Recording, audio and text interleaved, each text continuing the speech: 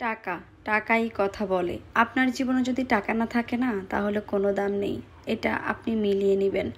ভালোবাসাও আজকাল টাকা দিয়ে কিনতে পাওয়া যায়। যার জীবনে টাকা নাই তার কিছুই নেই। যখন মানুষের কাছে অনেক টাকা থাকে, অঢেল টাকা থাকে, তখন তাকে ভালোবাসার মতো মানুষের অভাব থাকে না। সব সময় অ্যান্ড সারা জীবন মনে রাখবেন, যে আপনাকে শূন্য পকেটে ভালোবাসে তাকে ধরে আঁকড়ে বেঁচে থাকুন। কারণ আজকালকার যুগে ভালোবাসাটা টাকা দিয়েই পাওয়া যায়। আর এখানে আমরা থাই ফ্রাই চিকেন 6 পিস অর্ডার দিয়েছি। প্রাইস ছিল 300 টাকা। আর আপনার জীবনে যখন টাকা থাকবে না, তখন আপনাকে কেউ ভালোবাসবে না। টাকা হলে যে আপনার শত্রু ছিল, সেও আপনার সাথে এসে বন্ধুত্ব করবে। এটাই সত্যি। কেন যেন সব কিছু হেরে যায়। তবে হ্যাঁ, জীবনের কিছু কিছু মুহূর্ত যেটা কখনোই টাকা দিয়ে কিনা যায় না, কিছু কিছু সম্পর্ক, ভালোবাসা যেটা কখনোই টাকা দিয়ে কিনা যায় না। 100%-এ 90% আপনি টাকা দিয়ে কিনতে পারবেন, আর 10% কখনোই কিনতে পারবেন না। তবে বর্তমান যুগে 2025 সালে টাকাই মানুষের জীবনের সব কিছু। টাকা ছাড়া কিছুই নেই। এর মধ্যে আমি এখান থেকে একটা গোলাপ নিয়ে মাথায় গুজে দিলাম। একটু আর্টিফিশিয়াল, কিন্তু ভালোই লাগে। একটু পর গোলাপটা রেখে দিব, কারণ গোলাপ মাথায় আর হাতে না, গাছেই সুন্দর। যদিও এখানে গাছ নেই, তারপর আমি ওদের জায়গায় মতো রেখে দিলাম। তারপর এখানে চিকেনটা চলে আসছে মোটামুটি ভালো। আর আজকে আমরা চলে আসছি আমাদের চৌরাস্তা, মানে এটা হচ্ছে ভবানীগঞ্জ চৌরাস্তা। জীবনের ভালো মুহূর্তগুলো কিন্তু বারবার আসে না, খুব কম আসে, তবে সেটাকে ধরে রাখতে হবে।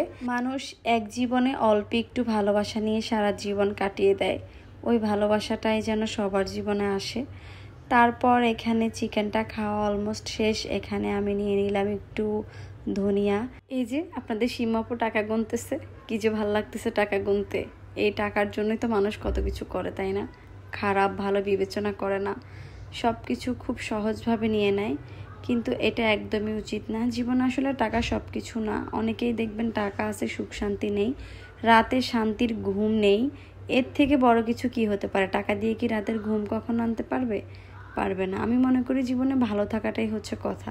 হোক না সেটা কুঁড়ে ঘর, সুখে শান্তিতে সবসময় থাকবো, এটাই চাই। টাকা পয়সা আজ আছে কাল নেই, এটা হাতের একটা ময়লা মনে করা যায়। আর এখানে আমি হচ্ছে মোগলাই নিয়ে নিয়েছি বাসার জন্য। দেন বাসায় চলে আসলাম। আর এখানে আমার সবচেয়ে প্রিয় মানুষের থেকে প্রিয় উপহার পেয়ে আজকের দিনটা আমার আরও বেশি রঙিন হয়ে গেল। এখানে কক্সবাজারের আচার ছিল, চকলেট ছিল। এই উপহারটা আমার জন্য অনেক দিন থেকে অপেক্ষা করেছে, ফাইনালি আমার হাতে এসেছে। দেন অনেক বেশি টেস্টি ছিল। এখানে ছিল তেঁতুলের আচার আর জলপাইয়ের আচার আর মিল্ক ক্যান্ডি। তারপর আমি আনাবিয়া আমরা সবাই মিলে একসাথে খেয়েছি। আর এইদিকে আমি আম্মুর জন্য কিছু ফলতিন নিয়ে এসেছিলাম। তো বাসায় একটা ওয়েট মেশিন ছিল, একটু মজা করে মাপতেছিলাম। মানে আমি 100 গ্রাম ফলতিন এনেছি, এখন দেখি 114 গ্রাম, মানে কি বোনাস দিল। তারপর এটাই বলতেছিলাম, একটু মজা নিচ্ছি আম্মুর সাথে। দেখেন আম্মু বেশি নিয়ে আসছি আপনার জন্য। আজকের ভিডিওটা এ পর্যন্ত। সবাই ভালো থাকবে, নেক্সট দেখা হচ্ছে। আল্লাহ হাফেজ।